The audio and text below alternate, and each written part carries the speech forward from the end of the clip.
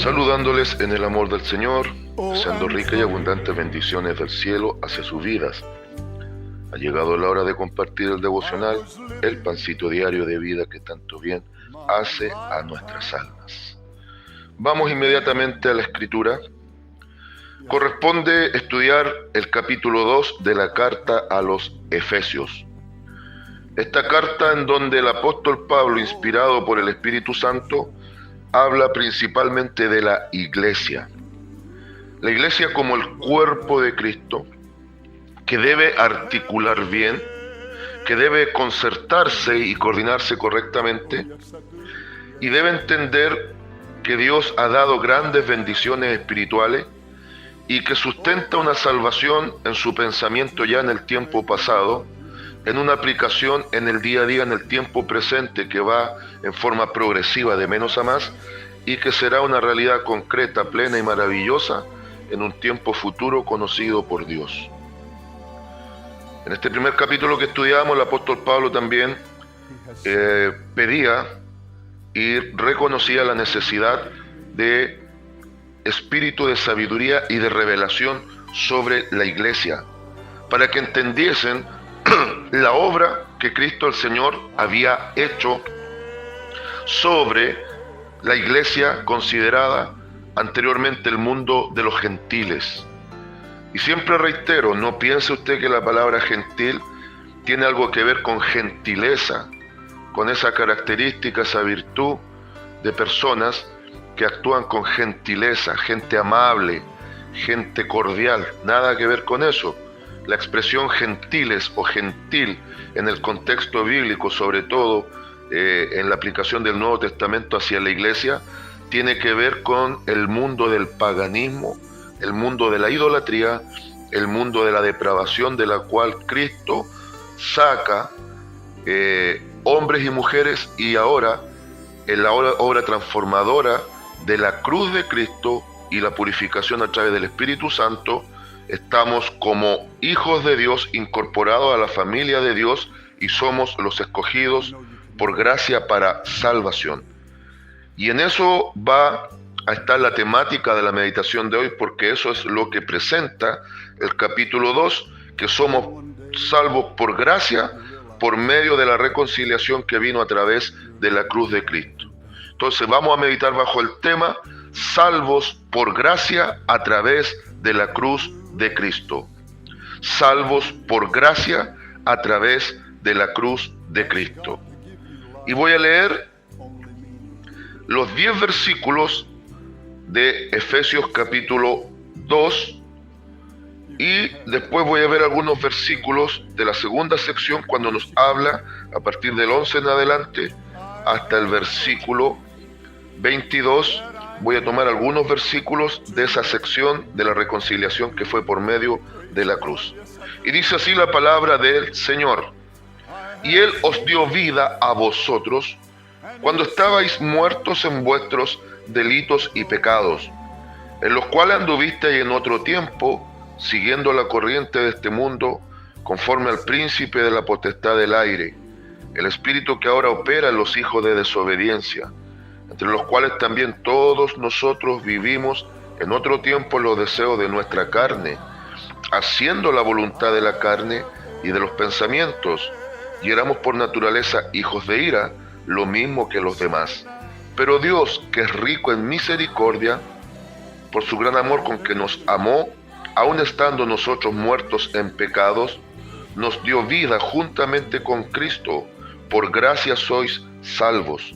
Y juntamente con Él nos resucitó, y asimismo nos hizo sentar en los lugares celestiales con Cristo Jesús, para mostrar en los siglos venideros las abundantes riquezas de su gracia en su bondad para con nosotros en Cristo Jesús.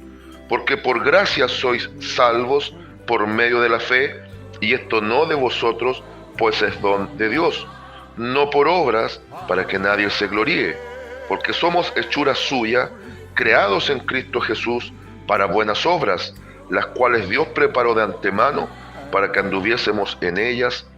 Amén. Si hay un pasaje bíblico, soteriológico por excelencia, es este pasaje. Y cuando aplico la palabra, soteriológicamente hablando, viene de soteriología, que es nada más y nada menos que el estudio de la doctrina de la salvación. En 10 versículos, y después complementados con los restantes en esta sección, el apóstol Pablo nos presenta en una síntesis maravillosa en qué se resume la salvación, qué provoca la salvación, cuál es el orden de la salvación y el alcance de esta salvación. Con lo primero que comienza el apóstol Pablo es mostrarnos nuestra condición anterior. Todo ser humano sin Cristo está muerto en delitos y pecados. Y a veces la mala interpretación del concepto muerte lleva a pensar a algunos que un muerto es un ser insensible, que un muerto es un ser al cual se le neutralizó completamente todo atisbo de vida y que está completamente aniquilado. Por ahí surgen falsas enseñanzas a través de doctrinas perversas que enseñan el sueño del alma, hablando de la muerte como tal. Pero ni en la muerte como tal la Biblia sustenta algo similar a un sueño del alma o que la persona dejó de ser y quedó totalmente como aniquilado. La realidad del concepto muerte tiene que ver con separación. Todo ser humano, por causa de Adán y Eva sin Cristo, están en esa condición, separados de Dios, sin vida real, con existencia en sí, por supuesto. Viven, respiran, trabajan, comen, hacen todas las funciones que hace un ser humano que tiene soplo de vida en su ser, pero están desconectados de la fuente real de la vida, la cual es Cristo. Por lo tanto, poseen existencia real, pero no vida genuina real. Yuhu. Y el apóstol Pablo les recuerda a los hermanos de Éfeso, de aquella iglesia tan hermosa, que nació a través de 3 años de trabajo arduo, iglesia que en su momento también quedó al cuidado de un hijo espiritual de Pablo, el cual fue Timoteo.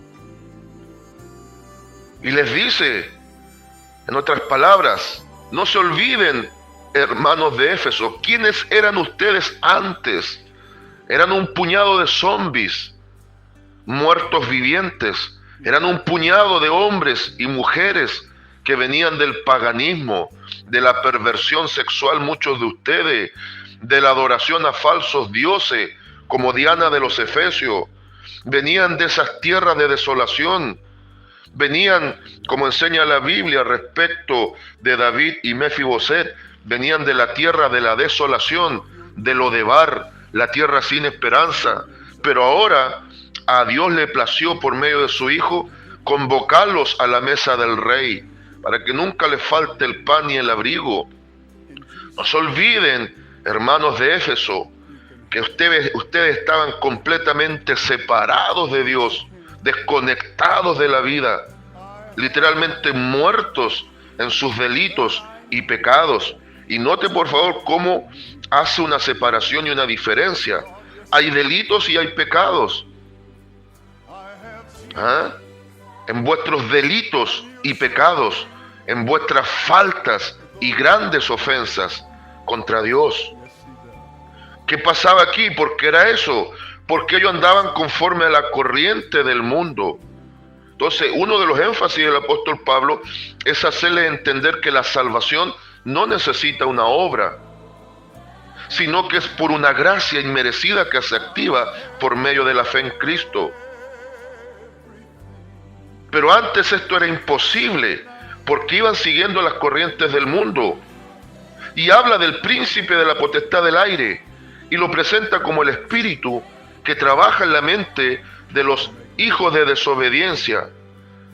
Todo ser humano por naturaleza es desobediente, pero los hijos de Dios que han sido salvos por gracia tienen que entender que la salvación que ha sido otorgada ahora nos condiciona a una vida de obediencia. Escúchemelo bien lo que le voy a decir. No confunda buenas intenciones con obediencia.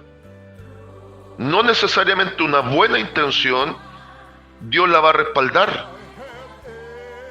Sin embargo, lo que va a respaldar Dios siempre es nuestra obediencia respecto de su voluntad. Porque a veces un buen deseo nace de mi propio corazón. Y muchas veces ese buen deseo no tiene nada que ver con la voluntad de Dios. Y crudamente se lo digo, el infierno está lleno, atiborrado de gente que en su momento también tuvo buenas intenciones. Y al cielo solo van los obedientes. Ajá. O vamos a quitar el pasaje de San Mateo 7:21. Por ahí va a surgir quizá algún teólogo y me va a decir, no se refiere a eso. Pero yo claramente veo que dice que podemos decir Señor, Señor. Podemos aparentar lo que no somos. Podemos creer que estamos y no estamos. Pero dice que solo, y da a entender, entrarán al reino de los cielos los que hagan la voluntad de Dios.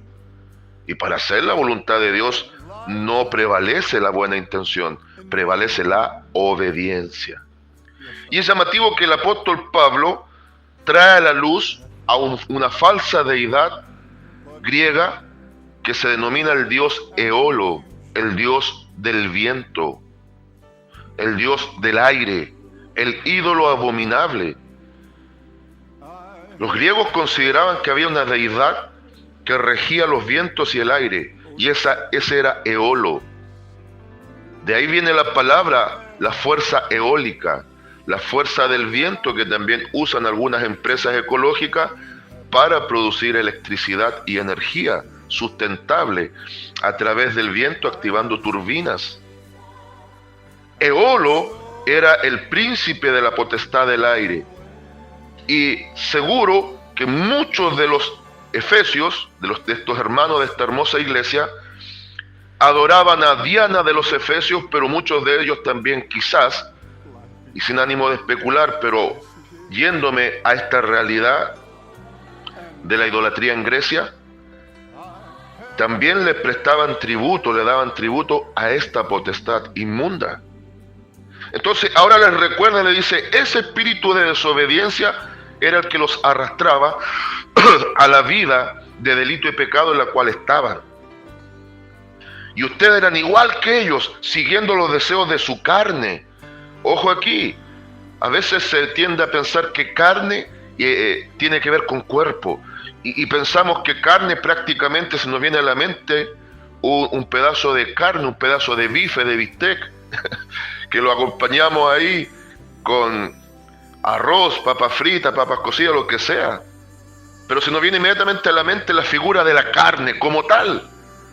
En Biblia, y sobre todo en estos pasajes que tienen que ver con salvación, prácticamente en el 100% del contexto de la aplicación de la palabra carne, tiene que ver con vieja naturaleza, tiene que ver con la naturaleza humana corrompida y caída. Entonces el apóstol Pablo les está diciendo, no se olviden, hermanos de Éfeso, quienes eran antes, estaban desconectados de la vida, separados de Dios, muertos en delito y pecado, seguían las corrientes del mundo, había un espíritu contrario a Dios que operaba en sus pensamientos y que, alimentado a través de su naturaleza corrompida, hacían cosas perversas.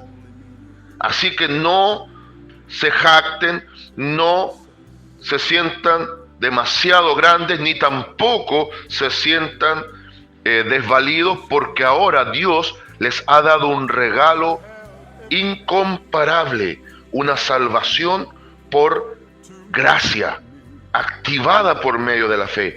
Por eso a partir del versículo 4 le dice, pero Dios, que es rico en misericordia. Aquí está aplicando la misericordia, porque la misericordia tiene que ver en la expresión del amor de Dios con el perdón.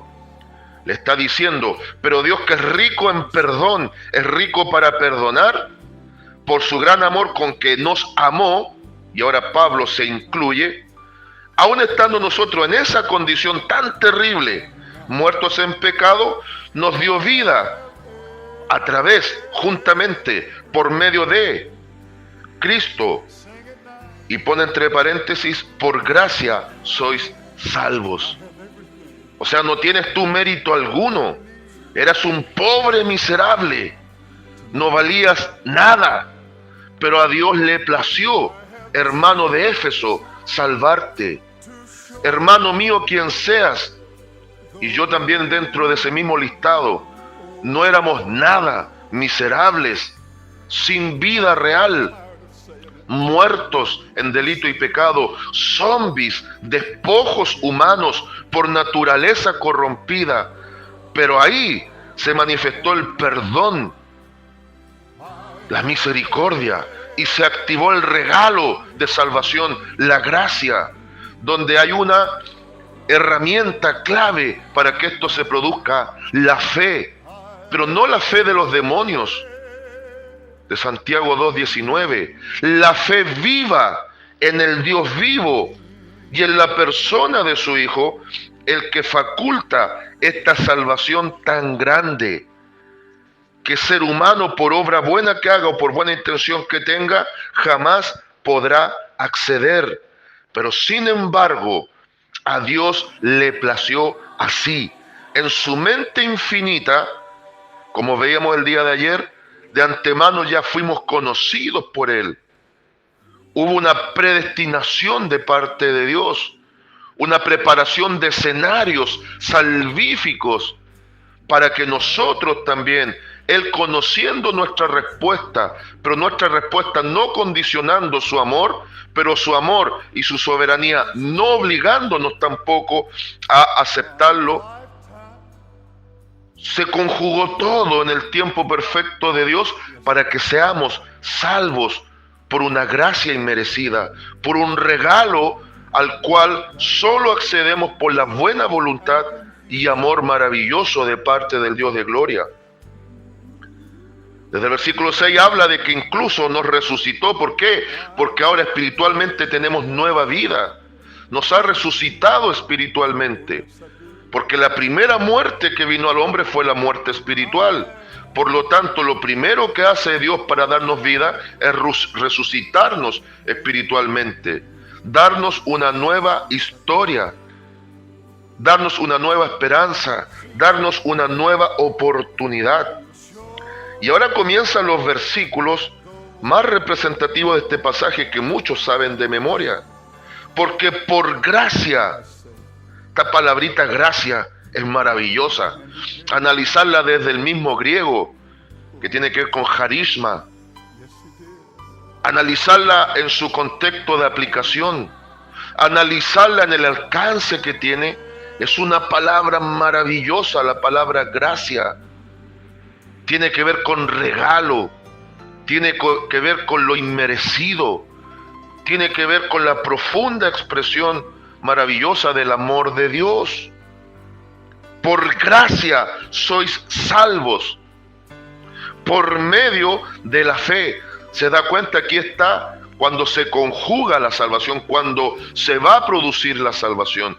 El Espíritu Santo, dentro del margen de San Juan 16, se nos enseña cómo activa y opera el Espíritu Santo. Él hace tres cosas: nos convence de pecado, nos convence de justicia, nos convence de juicio. Nos hace ver nuestra miseria, nos confronta con nuestra propia realidad, nos hace sentir necesitados urgentes de salvación, nos compunge, provoca un arrepentimiento genuino. Pero para que todo esto se dé, primero tiene que activarse una fe de salvación. Y una vez activa esa fe de salvación, nacemos como nueva criatura. Somos engendrados en Dios gracias al lavamiento de la sangre. Por eso después esto lo anexa y presenta que la reconciliación vino por medio de la cruz. Pero no la cruz vacía, sino cuando habla de la cruz se refiere al sacrificio de Cristo que quita el pecado del mundo, que se expone muy bien también en otra carta hermosa de autor desconocido. Hebreos capítulo 10 presenta esta temática del sacrificio de Cristo que quita el pecado del mundo. Entonces nos habla de este momento único, irrepetible, inigualable, incomparable, cuando ahora, por medio de esta fe, que es impartida por Dios a nuestra vida a través de la obra del Espíritu Santo, viene el arrepentimiento genuino, viene la transformación de nueva criatura, vino el lavamiento en la sangre para la purificación de nuestros pecados, y ahora el Espíritu Santo entra a nuestra vida para incorporarnos a la familia de Dios, para hacernos realmente hijos adoptados por Él y que serán guiados por medio de su Espíritu. Pero esta fe se activa al oír la palabra de Dios, el mensaje transformador genuino, más que por un mero testimonio, viene por la palabra de Dios. Romanos 10:17 lo dice. Y ahora especifica que esto es un don de Dios, es un regalo de Dios, y todo el peso de salvación implica a Dios en el asunto. Y esto no es por obras para que nadie se gloríe. Y gracias a Dios, la salvación no depende de nosotros. Caso contrario, estaríamos perdidos. Gracias a Dios, la salvación depende absolutamente de Él. Y si fuese por obras, los ricos miserables de este mundo que presenta Santiago en el capítulo 5, tendrían los recursos para salvarse. Porque si fuese por acumulación de obras y de buenas obras, nos llevarían la ventaja, porque tienen los recursos como para hacer obras. ¿Qué pasaría con los pobres y miserables de este mundo? No tendríamos esperanza.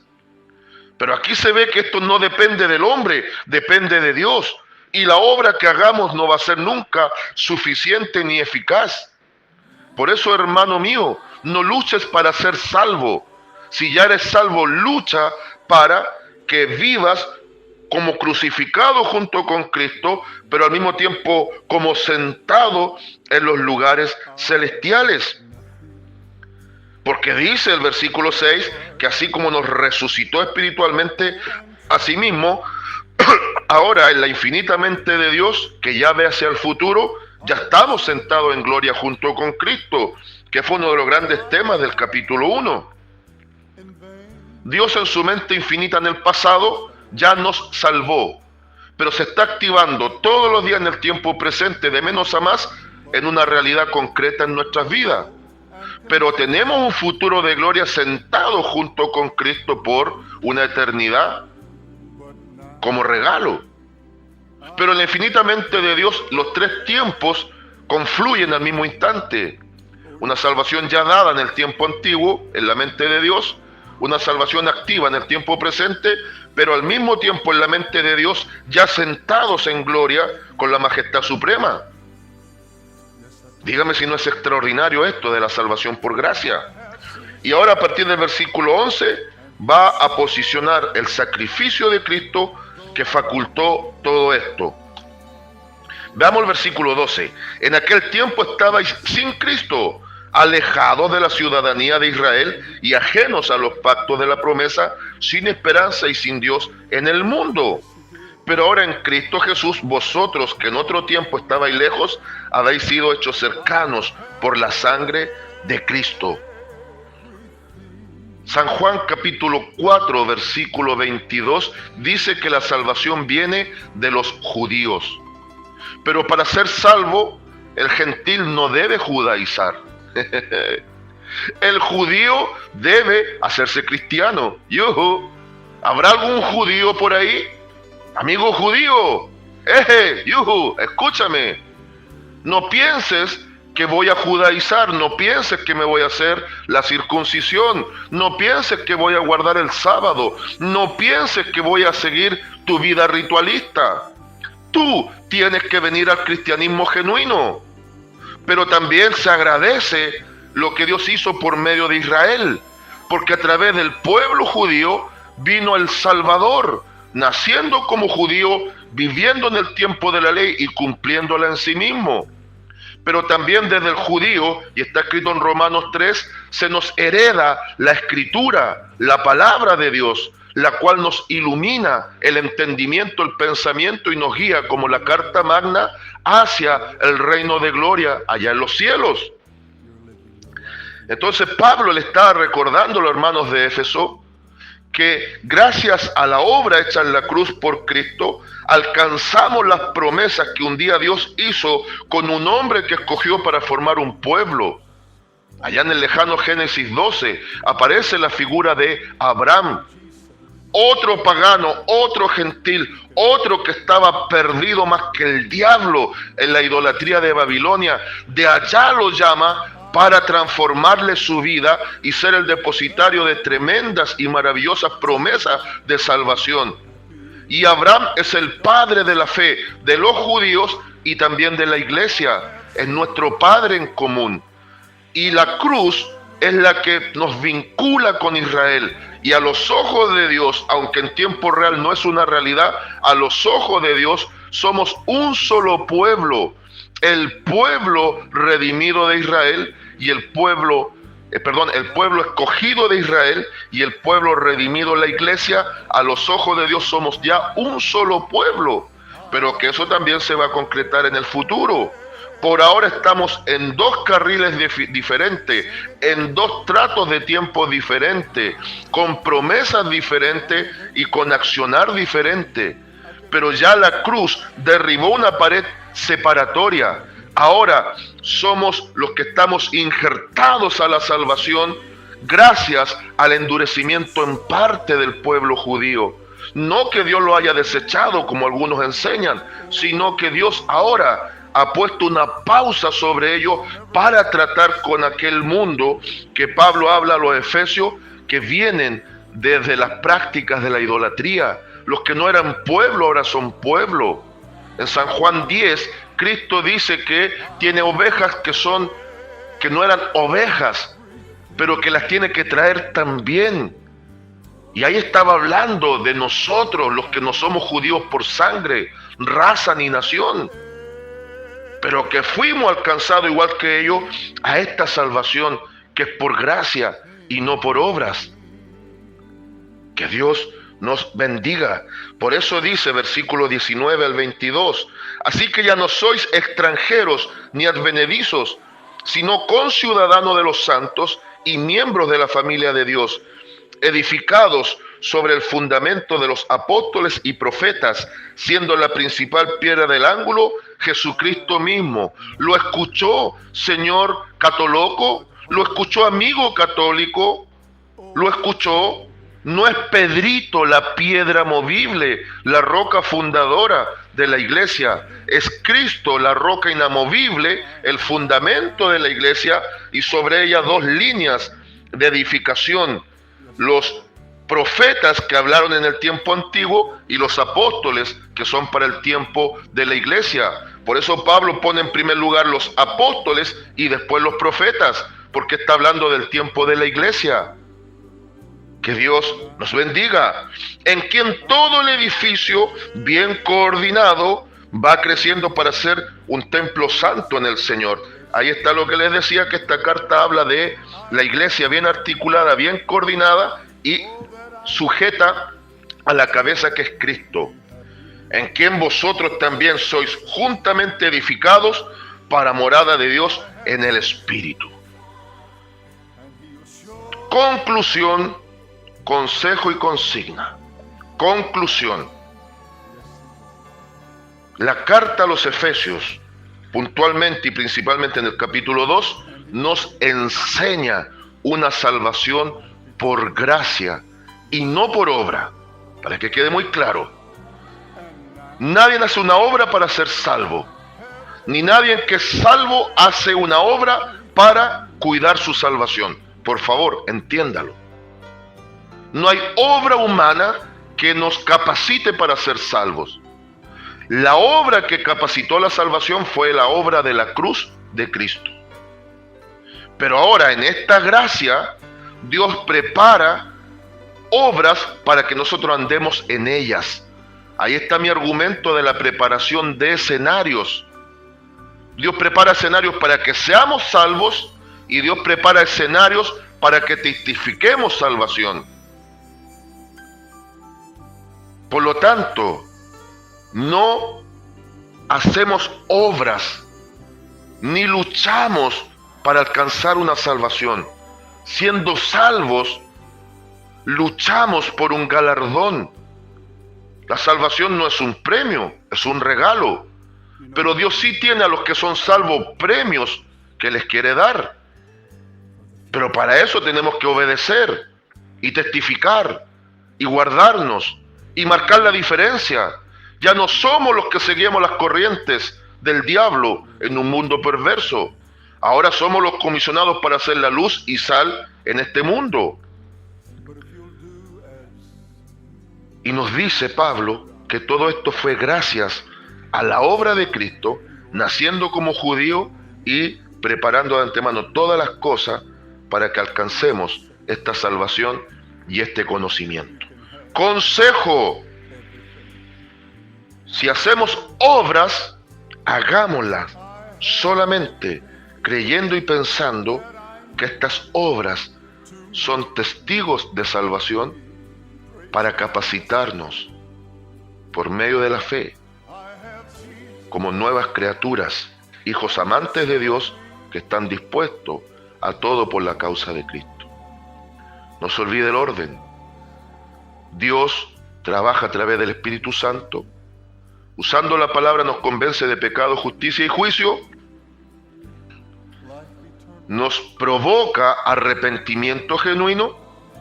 Se activa todo por medio de la fe, que es un don también de Dios que viene a nuestra vida. Y ahora, gratuitamente, somos salvos, incorporados a la familia de Dios y ahora con nueva naturaleza que se va transformando de día en día y de gloria en gloria. Entonces, como consejo, no se olvide, ya no se considere un desarraigado, un muerto y un miserable. Ahora tenemos herencia, tenemos derecho, tenemos autoridad y estamos sentados en los lugares celestiales espiritualmente con Cristo, gracias a los méritos de Él y solo de Él. Consigna y lema para el día de hoy: salvos por gracia bendita, estamos hoy reconciliados por medio de la cruz de Cristo con nuestro amado Dios. Amén. Saludos de paz, amor y bendición desde Longaví a cada uno de ustedes.